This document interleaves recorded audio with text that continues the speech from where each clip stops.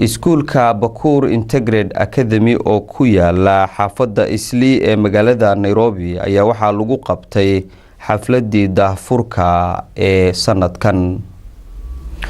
wariyaheena Cabdifataax Maxamed Muqtaar ayaa warkaasi noo soo diray.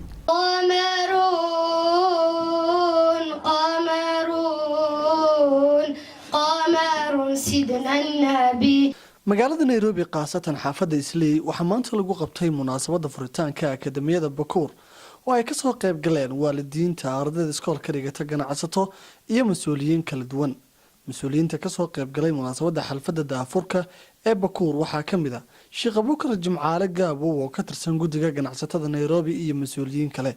waxaan leenahay marka caruurta lagu hayo guryaha hadda waad u jeediin berito qof walba waa shalaayine keen meesha wax lagu barayo qaabkana waan u jeednaa waa wada arkaynaa waxa weeye waa qaab mutakaamil ah oo diintii ugu horeyso mawaadii kalena aysan ka harayn soo maaha aysan ka haraynin oo anu kaamiluhu ka soo baxayo qof kaamil oo dhameystiran oo ka soo baxayo meesha inta idaawanaysi in kulligiinba iyo waalidiinta ina iska xil saarno dadka ubadkeena wax baraya ee cilmigi adduunyo iyo aakhiro ee kulliibaanayeen laana qofka haduu san cilmi barin waali iyo fiyowi u dhaxeeya ilaahay baan uma waabkaas waxa weeye ubaxeeni meesha maanta waxba lagu barayaa. akademiyada Bakur waxay isugu jirtaa iskool primary ah iyo madaraso quraan oo ardayda lagu baro laguna xifdisiyo quraanka kariimka. halkan waa qaybta taxfiidka ee Bakur waxaanu haynaa arday da'doodu u dhaxayso 3 sano ilaa 13 sano inta u dhaxayso.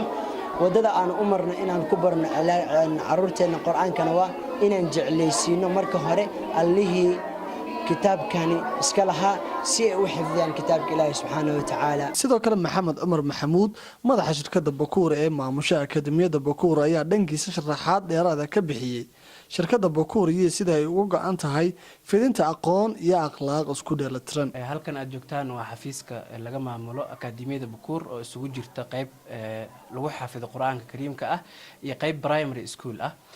Bakur waxay diyaar u tahay in ay ka haqabtirto bulshada Soomaaliyeed ee ku dhaqan magaalada Nairobi gaar ahaan xaafadda Islii waxbarasho tayeysan oo lagu dheehay akhlaaq aad iyo aad u sareysa. waxaan ku dadaalnaa in ardayga Bakur ka baxay uu noqdo arday ku hubaysan aqoon aad u sareysa iyo akhlaaq.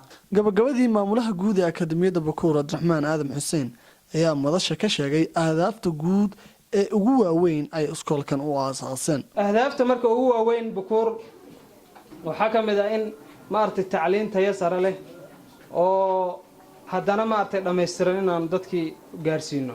iskuulkan waxyaabahan kaga duwannahay muhiimka inaad ogaataan iskuulkan waxa furay waxa weeye rag kulli heerka labaad ee maartay jaamacadda wada gaaray soona wada dhameeyay haysta shahaadooyinkii. marka inaad ogaataan baan rabaa dadka meeshan wada dad maaha iska soo orday ma jaahiliin ma rag isq ka galayna ma aha waa rag horta wax soo bartay oo maartay qurbaha waliba lacag inta ku bixiyaan 7 sano iyo 8 sano ka badan ku maqnaa weeye meel kulul oo Suudaan la yiraahdo inaad maqashay ma. Cabdifataax Maxamed Muqtaar SBC TV Nairobi.